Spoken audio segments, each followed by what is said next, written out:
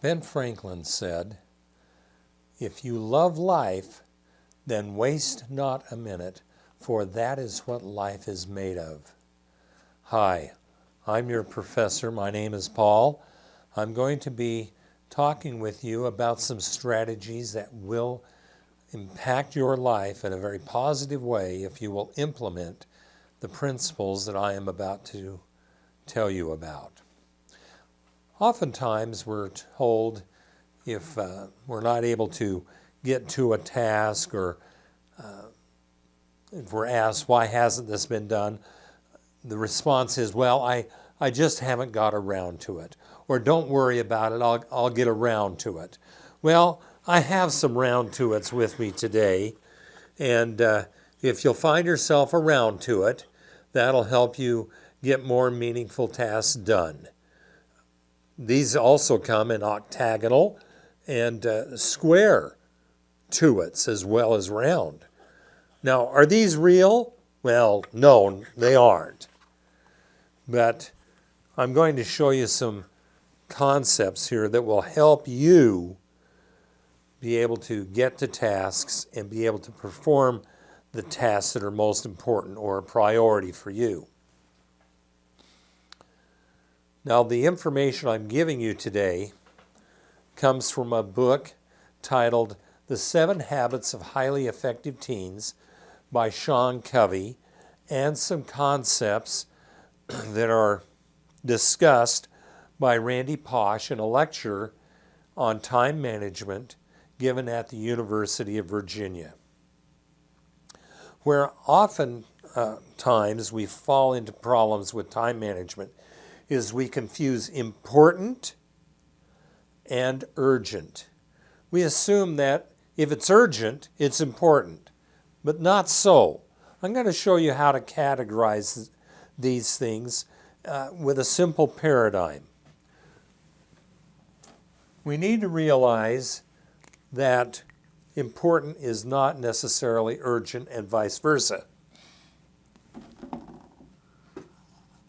I'm going to write urgent at the top of this table, and another way to look at urgent is do now. Or another way you could look at it is do now. This is quadrant 1. Quadrant 2, we have non-urgent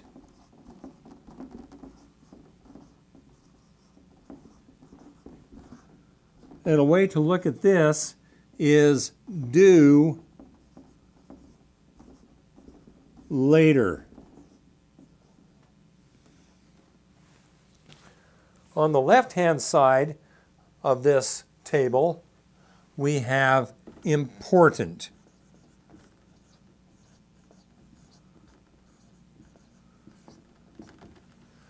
The opposite of important is frivolous. I tell my wife, I don't mind making a sacrifice, but I do mind making a frivolous sacrifice. In other words, if I'm going to make a sacrifice, I want it to have some significance. So we have quadrant 1, 2, 3, and 4, and I'm going to talk about each of these quadrants and how to identify when we are living in one of these quadrants. The first quadrant is urgent and important. There are times when we legitimately are in this quadrant. For example, we have a child who has taken a fall, has a broken bone or a laceration. We take the child to the emergency room now. We drop everything else and we accomplish that now. It wasn't foreseen. It was a surprise. But oftentimes when we live in this quadrant, it's not a matter that we didn't have time or notice or that it stuck up on us unawares. This quadrant is typically where the procrastinator lives.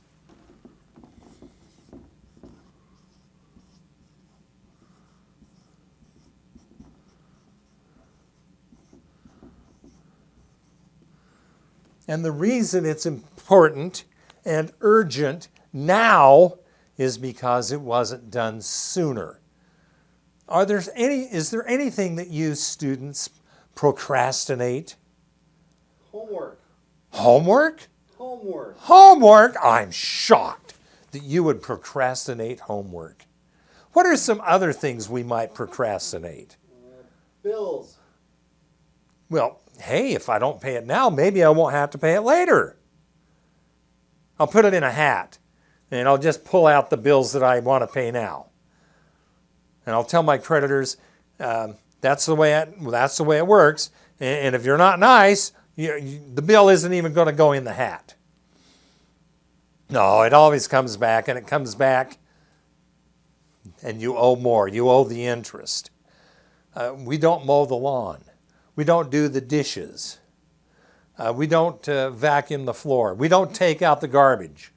Does the garbage man care that it didn't get out there on time? And so we have another week's garbage. This is where the procrastinator lives. And it's a frantic place to live. Everything's in crisis mode. Everything is something that has to be done now. It's frantic. Now there's another quadrant that feels like quadrant 1, and that's quadrant 3. This is where a lot of middle-aged people get bogged down in their time management. And this is where the pleaser lives.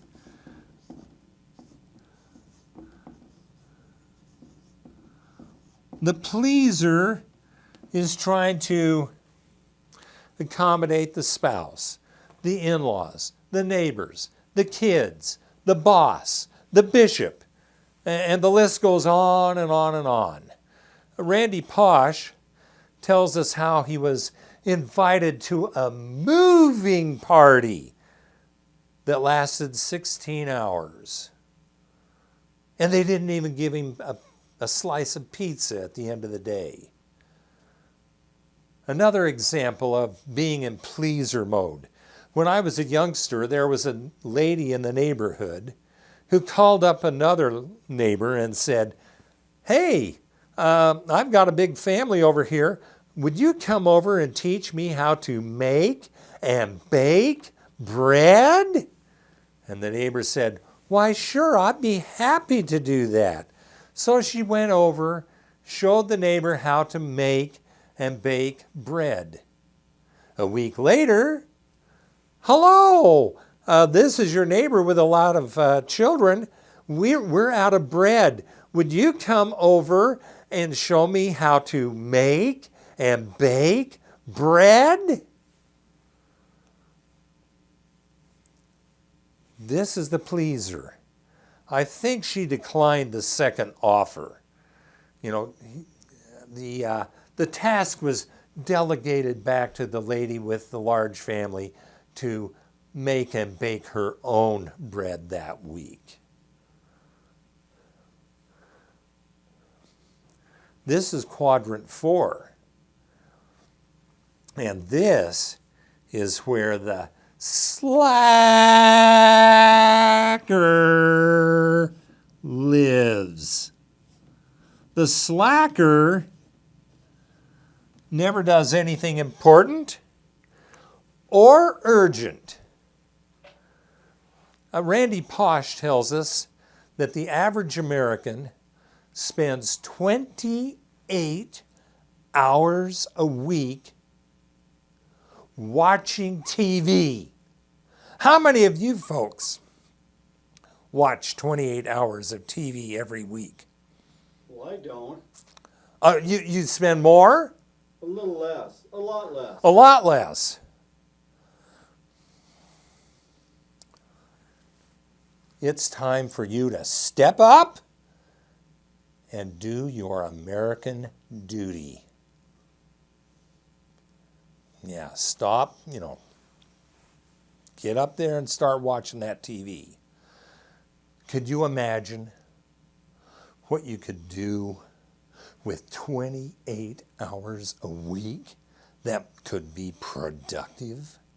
I have a former son-in-law who not only spent a part-time job watching TV, he spent the equivalent of 2 part-time jobs watching TV every week, 80 or more hours a week. What are some other time wasters? Video games. Video games. That's a great one. Oh, I like Facebook.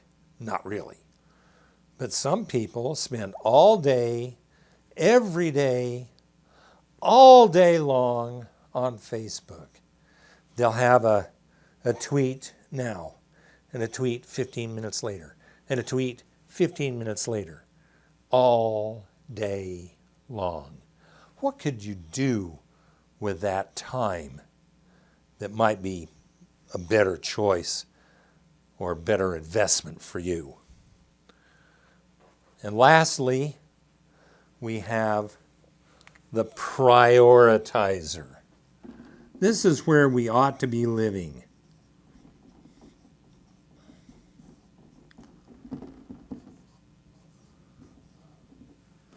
The prioritizer mows the lawn on a regular basis, does the dishes, does the laundry.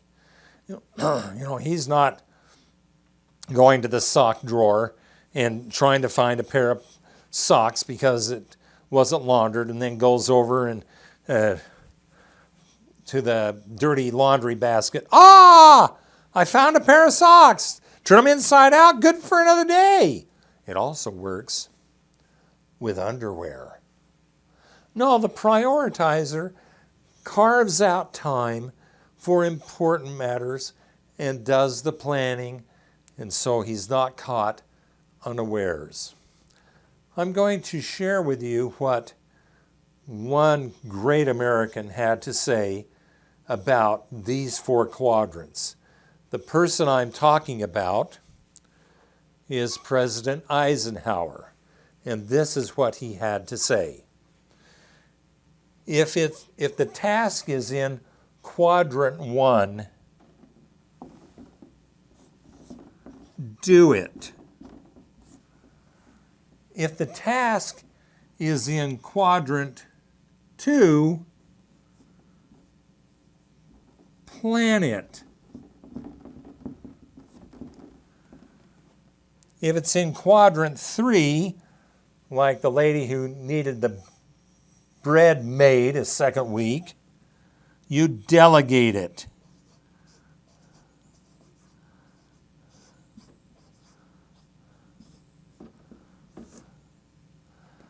And lastly, President Eisenhower said, if it's in quadrant 4, eliminate it.